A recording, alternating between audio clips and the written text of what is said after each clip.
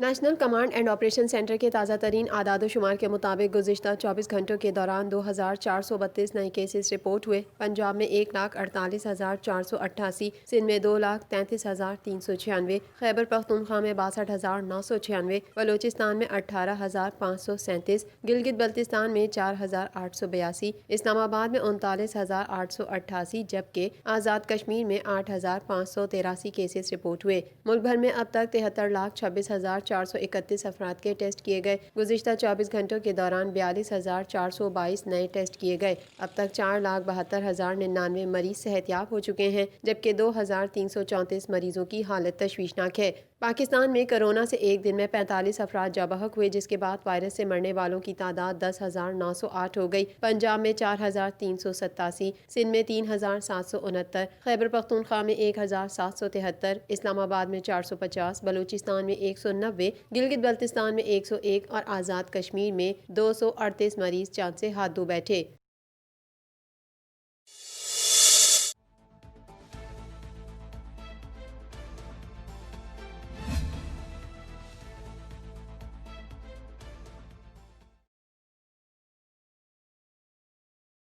متحدہ عرب امارات کی طرف سے پاکستان کے ذمے واجب الادا $1 ارب قرض کی رقم مؤخر ہونے کا امکان پیدا ہو گیا۔ پاکستان کو واجب الادا $1 ارب قرض کی ادائیگی آئندہ ہفتے کرنی ہے، تاہم اس ادائیگی میں 1 سال کی توسیع ہو جائے گی، جو حکومت پاکستان کے لیے قدرے ریلیف ہوگا، کیونکہ اسے وقت سے پہلے سعودی قرض واپس کرنا پڑ رہا ہے۔ وزارت خزانہ کے ذرائع کے مطابق حکومت 24 جنوری کو $1 بلین سعودی قرض کی ادائیگی کی تیاری کر رہی ہے۔ 24 جنوری ہی متحدہ عرب امارات کے قرض کی ادائیگی کی تاریخ ہے۔ سعودی عرب کو $1 بلین کی تیسری قسط کی ادائیگی کے بعد اکتوبر 2018 کو ملنے والے $6.2 بلین سعودی قرض کی ادائیگی مکمل ہو جائے گی۔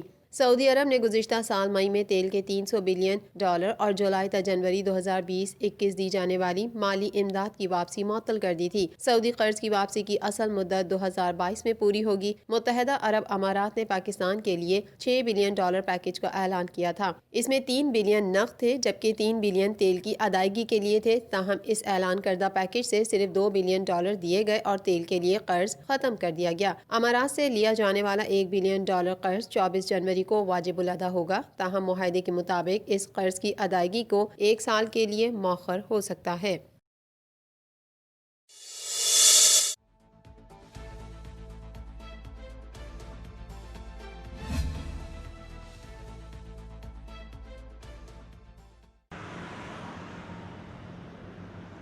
الیکشن کمیشن آف پاکستان اور جماعت اسلامی نے سینٹ انتخابات اوپن بیلٹ سے کرانے کی مخالفت کر دی۔ الیکشن کمیشن نے صدارتی ریفرنس کی مخالفت کرتے ہوئے سپریم کورٹ میں جواب جمع کروا دیا کہ سینٹ انتخابات آئین کے تحت ہی ہوتے ہیں۔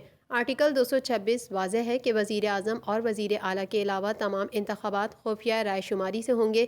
آئین کے آرٹیکلز 59، 219 اور 224 میں سینٹ انتخابات کا ذکر ہے۔ آئین میں کل 15 انتخابات کا ذکر ہے اور اس میں صرف وزیر اعلیٰ اور وزیر اعظم کے انتخابات کو ہی اوپن کیا گیا ہے۔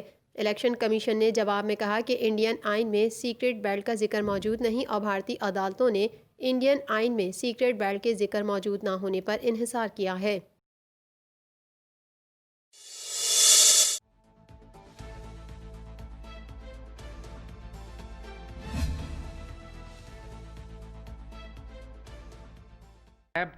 نیب کی ریئل پکچر پتہ چلے گی۔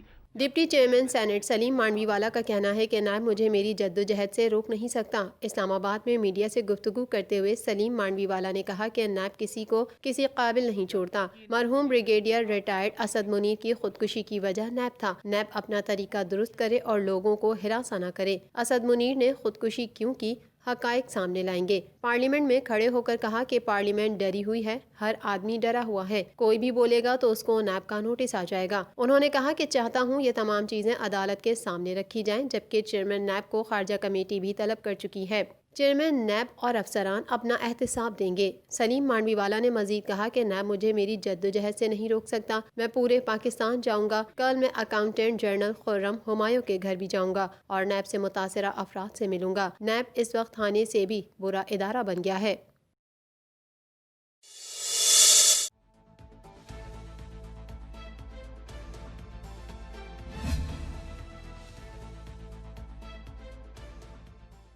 مسلم لیگ نون کی نائب صدر مریم نواز نے شہباز شریف اور حمزہ شہباز سے عدالت میں ملاقات کی اور پی ڈی ایم سے متعلق مشاورت کی۔ احتساب عدالت لاہور میں شہباز شریف، حمزہ اور اہل خانہ کے خلاف منی لانڈرنگ، آمدن سے زائد اثاثہ جات اور رمضان شوگر ملز ریفرنسز پر سماعت ہوئی۔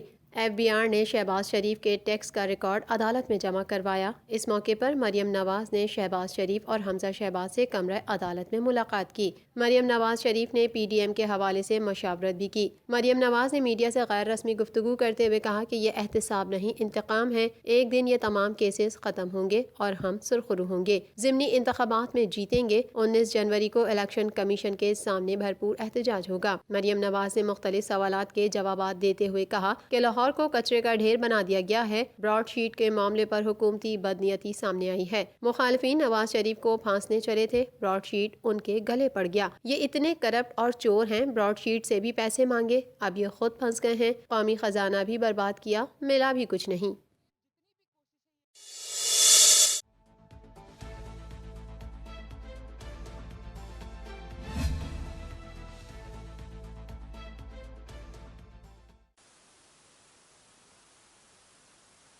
امیر جماعت اسلامی سینیٹر سراج الحق نے سپریم کورٹ سے براڈ شیٹ کیس پر از خود نوٹس لینے کی اپیل کرتے ہوئے کہا کہ سپریم کورٹ پاناما کے 436 کیسز پر از خود نوٹس لیتی تو آج براڈ شیٹ کیس سامنے نہ آتا۔ جماعت اسلامی کے مرکز منصورہ میں امیر جماعت اسلامی سراج الحق نے تقریب سے خطاب اور میڈیا سے گفتگو کرتے ہوئے حکومت کو ہدف تنقید بنایا۔ انہوں نے کہا براڈ شیٹ کیس پر عوام کو بتایا جائے کہ یہ کیا ہے۔ براڈ شیٹ پر پی ڈی ایم اور حکومت کامیاب، لیکن 22 کروڑ عوام ناکام ہو گئے۔ سپریم کورٹ براڈ شیٹ پر سموٹو ایکشن لے کر حقائق سے عوام کو آگاہ کرے۔ سپریم کورٹ پاناما میں شامل 436 افراد کے خلاف ایکشن لیتی تو براڈ شیٹ کیس سامنے نہ آتا۔ ہمارے اداروں کو اپنا کردار ادا کرنا چاہیے، خواہ مقننہ ہو یا انتظامیہ۔ اگر عدالتیں ناکام ہوں گی تو لوگ قانون اپنے ہاتھ میں لیں گے، اس دن سے ڈرنا چاہیے۔ سراج الحق نے ملائیشیا میں پی آئی اے جہاز پکڑے جانے کو خارجہ پالیسی کی ناکامی قرار دیا اور کہا ڈر کے مارے اب لوگ پی آئی اے کے جہاز میں نہیں بیٹھتے کہ کہیں انہیں اتار ہی نہ لیا جائے۔